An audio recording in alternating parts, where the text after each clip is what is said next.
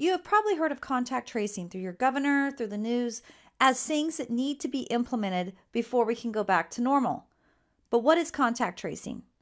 Let me share it with you, and you're going to be freaked out by the end of this video. Now, what I did is I was very interested in this, so I went ahead and I got 2 certificates in terms of what it was to become a contact tracer. So I spent about 9 hours. We're going to wrap it up here in about 20 minutes to just give you the highlights of what contact tracing entails and how it's going to affect you, because I guarantee you it will affect you and your family. We talk about saving the lives and the livelihood of the American people and of course the life of our democracy.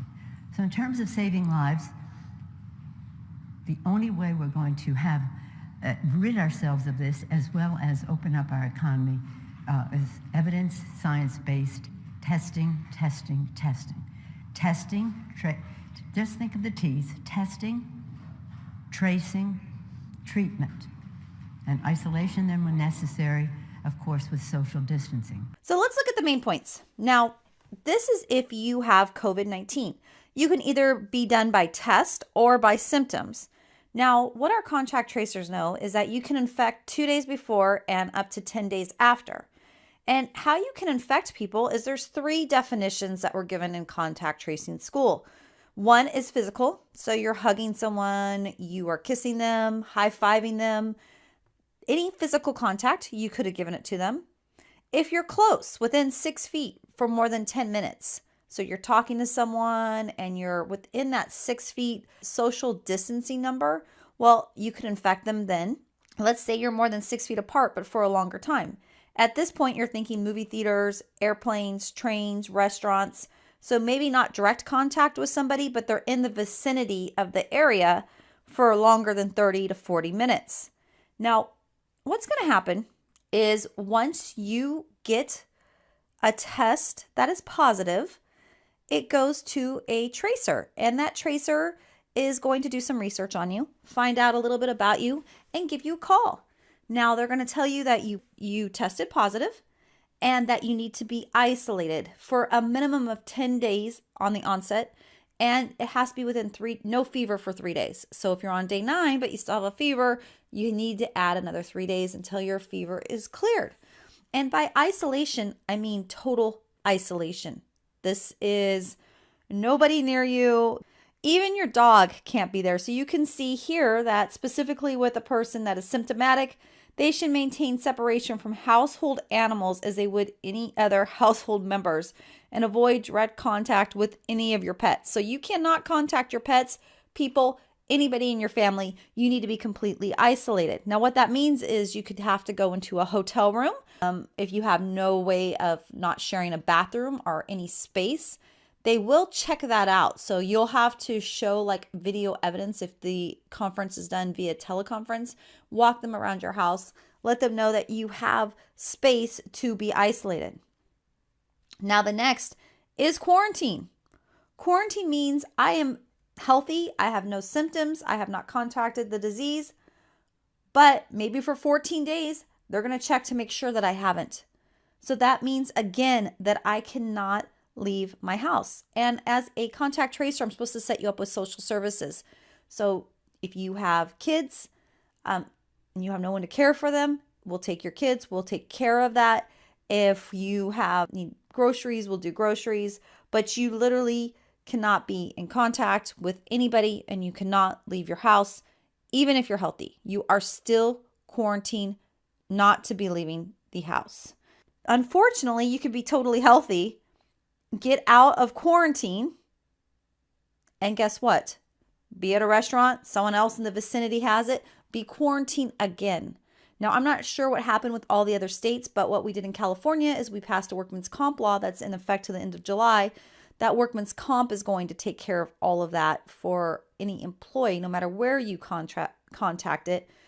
The employers are going to be held responsible. I'm not sure what that is in all the other states, but it's something that passed here just recently, and who knows if that will get extended. Okay, so isolation and quarantine basically means the same thing, except quarantine is a little bit longer, right? So you're sick, you only have 10 more days. If you're quarantined, 14 days. What does this look like in normal time? Okay, so they're going to want to know, as a contact tracer, I call you up, I tell you you become positive. We've looked at your house, do a video conference so you can show me that you have a place to isolate. And then I'm going to ask you, who did you come in contact with? And I'm going to tell you, if you tell me, oh, I don't know, I'm going to tell you to look at your phone and we can do it together and look at your social media and we'll figure out where you have been. And you need to make sure you know your movies, flight numbers, and anything with large venues. Now, some of the places, what they've already instituted now, or you have to put your contact information when you go to a restaurant, you go to a hair salon, any of those things, because that way they can track you. But you would say, I went to this movie or I went to this restaurant. Everybody who's at that restaurant would be contacted then by the contact tracer. So let's say, unfortunately, I got it. Well, guess what? My family would have to be quarantined. And not just for the 10 days, they have to be quarantined for 14 days because it would be also the last time they had contact with me. So on day 4, my test comes back positive. Now they have 14 days from day 4, the last day that they had contact with me. And they have to be completely isolated from me. Let's say I was on a train. We were all sitting on the same cabin because I was getting to work. And there was 10, 15 people on that train. All of them would need to be quarantined. I had gone to work. Everybody at work would need to be quarantined. I went to a restaurant after work. All of them would need to be quarantined. Can you see how a disease, when it is already widely spread, this doesn't make sense to quarantine the population in terms of you could get quarantined again and again and again. Even though you're healthy and never sick, you will not be allowed to leave your house. Now, you've been hearing that this is all voluntary. You'll hear it throughout the speeches. I've listened to a lot of governors. I'll put on the Washington governor really quickly so you can hear him say, oh yeah, they'll follow it. But let me show you, before I do that, a couple of the documents that are out there. This is right on his website. He's already rolled out the plan. And basically you can read this. Request for voluntary quarantine. This is for somebody you're the legal guardian at. It tells you to go and remain at the address by the date and time. And then I love this. It is very important that you comply with this request for voluntary quarantine. Remember, I'm not sick. Nobody's sick. Your health and the health of others depend on it. If you do not comply with this request for voluntary quarantine, we may use a detention order enforced by the police to assure your compliance. That's the strangest voluntary request I've ever received. And then this is also on the website. And I've put everything here because obviously go research this stuff yourself. But you can see here, if you use a court order because someone is not following, they have non-compliance, you can be incarcerated and fined up to $2,000 per day. Let me show you the governor. So let me show you how he's spinning it for somebody who does not follow direction. Hi, Governor. When it comes to contact tracing, how are you guys going to handle people or families who want to refuse a test or to isolate if they want to leave their home to get groceries? I know you said they can't do that. How will you make sure they don't? Well, that's why I referred to the family support personnel. We will have attached to the families a family support person who will check in with them to see what they need on a daily basis, see how they're doing, see how they're faring, and help them. If they can't get a friend to do their grocery shopping, we will help get them groceries in some fashion. If they need pharmaceuticals to be picked up, we can help make sure that they get their pharmaceuticals. So that's why we want to provide them family support. As far as refusal, it just shouldn't come to that, and it really hasn't. We've had really good success when we've asked people to isolate. They've done so in the real high percentages. So we're happy about that, and we believe that that will continue. So remember, everybody that will be quarantined will be 14 days from the last contact. And there's no minimum times. This could be indefinite. Now you're thinking, there's just no way. Like, what about my privacy? How do I have to share this information? And I can tell you, when I went through the contact tracing classes, they tout that You are doing this contact tracing for the greater good. You are helping people not spread the disease. It is very important that people have privacy, but when it comes to the greater good, your privacy is null and void. Now, as soon as you get a positive test result, this goes directly to an electronic database. Let me tell you, I took this directly off the training website, that the isolation or quarantine can be mandated and enforced. And there's other health enforcements such as vaccines are requirements to take medicine because you cannot risk being infected and giving it to others. When you're tested for COVID-19, you might assume that your test result will stay confidential with your doctor and the health department. After all, that's how it usually works with medical information, but we're living in unusual times. The Associated Press has revealed that across America, there's widespread sharing of medical information between health officials and law enforcement. Denver is doing it, so's El Paso County. It is law enforcement specific information that is only in our computer-aided dispatch. Jacqueline Kirby is with the El Paso County Sheriff's Office. She says addresses are flagged identifying homes of people who have tested positive for COVID-19. We get sensitive information all the time. We have cautions on addresses for a myriad of reasons, and this is just an additional layer of protection for our deputies. I want to share with you, this is just something in California, that's where I'm located, but you can read here, and I'm assuming that a lot of other states have similar things. This shows that they can, because you can see here, a threat of a communicable disease outbreak or epidemic that threatens the public health, it gives them the rights to do this.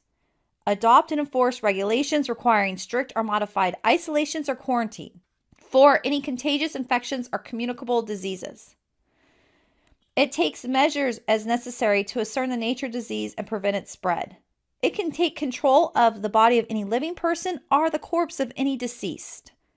It can quarantine, isolate, inspect, and disinfect persons, animal, houses, rooms, and other property. So, based on what we have right now, I don't have any privacy rights. You can see here, this is just New Jersey. I just wanted to throw this out there because other states have laws. This was enacted in 2005. So I suggest you go start researching what is allowed in your state and what rights you have given up when you start looking at a disease that could pose a risk to the health of the population. Let me put it very clearly. You have no constitutional right to endanger the public and spread a disease, even if you disagree. You have no right not to be vaccinated. You have no right not to wear a mask. You have no right to open up your business. Wait, can I stop you? Yeah. No right not to be vaccinated, meaning if they decide you have to be vaccinated, we have to be vaccinated? Absolutely. And if you refuse to be vaccinated, the state has the power to literally take you to a doctor's office and plunge a needle into your arm. If the vaccination Where is that in the Constitution? If the vaccination is designed to prevent the spreading disease. If the vaccination is only to prevent a disease that you will get, for example, if there's a disease that will kill you, you have the right to refuse that, but you have no right to refuse to be vaccinated against a contagious disease. Public health, the police power of the Constitution, gives the state the power to compel that, and there are cases in the United States that bring forth. So they talked about tools available for contact tracing because they said, in California, we're supposed to have 20,000 contact tracers for our population. They said you might get a lot of these cases. So you might be doing a couple 100, 500,000 a day. How else can we do it? And I thought this was weird, but they talk about China and North Korea. They say China and North Korea have a great system because they have a centralized database. And this database has everybody's phone number and they're given a unique code. And these codes track them through GPS. So as soon as they're in contact or somebody has it, they can send a notice out to everybody and they automatically know that they've been infected. We don't have that in the USA, so it was weird that they brought that up. However, they wanted to share it was a great system. They started talking about the USA and that they have smartphone apps and also that businesses should be taking information if somebody comes infected at this point until apps are more widespread. I wanted to share about apps because you've heard they're voluntary. They're voluntary. And right now in the US, there's some apps out there and we'll look at those, but they're about 2% of the people have downloaded them. And they said they need at least 50 to 70% of the population to download it to make apps effective. But how do these apps work? Well, let me share what they're doing in India. So India released an app and they said this is a voluntary app. You do not need to download it. However, get this. In order to go anywhere, you have to have the app. So if you want to get on a plane, you have to show the app that you are not under quarantine or isolation. You want to get into work, you have to show your app. You want to get on a train, you have to show your app. So they said, oh, it's voluntary. They had the most downloads, more than Pokemon Go, because guess what? You couldn't go back to life without downloading the app. Now, I also put here New Zealand's app. What they do is they give you a QR code. You have to scan that QR code to get anywhere. So if you're supposed to be on quarantine or isolated, guess what? You're not getting anywhere because your app doesn't show you're cleared. So that's how they're really able to enforce this without a huge police or military presence, because you just can't go anywhere without the app. You can't get in the grocery store because they're going to have a QR code where you need to scan in. Now, you may be thinking, well, do they even have that in the United States? Well, here's 4 states that already have their app ready to be downloaded. And like I said, they're at about 2% right now. But you might have noticed this on your iPhone the other day. This showed a software update. And if you didn't see it, you might have already got the automatic update. But basically it says this allows COVID-19 contact tracing apps to work. And you may not even have known it. It was a very quick little update, but it has already come to the United States. Recently, Google and Apple just gave out some information. I thought this was great. Here's the website at the bottom. Obviously, I want you to do your own research, but you can kind of see here how it works, that you can see that you're close to somebody and you get a notification that, uh-oh, you need to be quarantined. You were too close. Someone had it. And then listen to this. In this second phase in the coming months, this is really interesting because it talks about that they're going to use Bluetooth in the first phase, but without requiring an app to be installed. If a match is detected, the user will be notified. And if the user has not already downloaded an official public health authority app, they will be prompted to download an official app and advised on next steps. You're not going to have a choice. They're telling you it's voluntary at this point, but so was social distancing. And then we got locked down in our house. So it is not voluntary. This is happening and you need to be aware. So I suggest this is a great document. Pull up this COVID-19 document that Apple and Google gave out. It really talks about all the different things that are going to happen because of the app. And it is scary. Just to kind of share with you the different states, if you think your state is exempt because of, it might be a red state versus a blue state, every state is doing this. Okay, so I would suggest checking out this bill, HR 6666. And basically, there's $100 billion that they're asking for 2020 and additional years for subsequent fiscal year financing for 2021 and beyond. So if you think this isn't happening and you think they're not investing a lot of money in it, they are. They're trying to get $100 billion to track and trace us and keep us quarantined.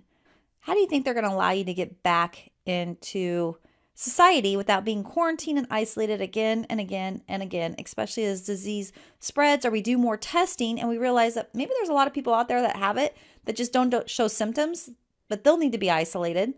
You'll see that there's 120 antibody tests. In general, these tests are not reliable for the individuals to act based on the results. So basically, they're saying even if you had antibodies at the coronavirus, it's still unknown if that protects you from getting sick again. There's probably only one way that you're going to be able to get out of your house, and that's going to be vaccinated. So just watch out for that because that is really becoming a hot topic of the vaccination, and that might be the only way that you're going to be released out of this tracking and tracing in terms of being allowed to go into stores. I wanted to share this last video with you, and I thought it was interesting. I'll put it that way and end with that video. But start thinking about this tracking and tracing and really, what's the purpose? It makes sense if something was small and the outbreak was small and they could actually track and trace it. But at this point, it's so widespread. What is the value? With that, Jack Windsor, WMFD TV, Mansfield. Governor, I'm the last question, and my question is for you. And it's going to be a very sensitive question, and I'm going to do my best to be intentional so that it's not misrepresented. Today, it sounds as if we're pivoting from COVID to larger social issues like housing, education, and transportation. I know in past pressers we've learned about Dr. Paul Farmer and Partners in Health working with us on contact tracing. Looking at the Partners in Health website, contact tracing seems to be part of a larger social agenda for Partners in Health. The site states a vision to rectify, quote, structural violence of capitalism, which the organization sees as the root cause of things such as racism, gender inequality, xenophobia, and homophobia. Now, I'm not questioning the injustice of those things, Governor, so let me be very clear about that. What my question is, can you tell us why you chose to partner with an organization that demonizes capitalism and seems to be rooted in liberation theology based on Marxist ideals? Well, I've never always agreed with Paul Farmer, who started it, and many of his ideas. But he and the organization have had an ability to deliver health services. My wife Fran and I are very familiar with this in Haiti. We've seen what he has done in Haiti. We've visited Haiti over 20 times, and so that's just something that we do in our private lives. And so, the Partners with Health, you don't have to accept the ideology of Paul or anybody else. But what I'm interested in is getting things done. And they're not the ones who are doing it on the ground. People who are going to be doing it on the ground are Ohioans. But they serve as a consultant. They have done this type of work not only in the United States but around the world. They're pretty darn good at it. And so I'm going to take help from wherever I can get help and wherever I find expertise. I don't have to agree with everyone's ideology or what they think about everything in the world, and to accept that, to be able to use their help. We're in a war. We're in a battle. We're going to put the best people we can on the field. The best people are the Ohioans, but we're going to get some help from this group because they've done some of these things before.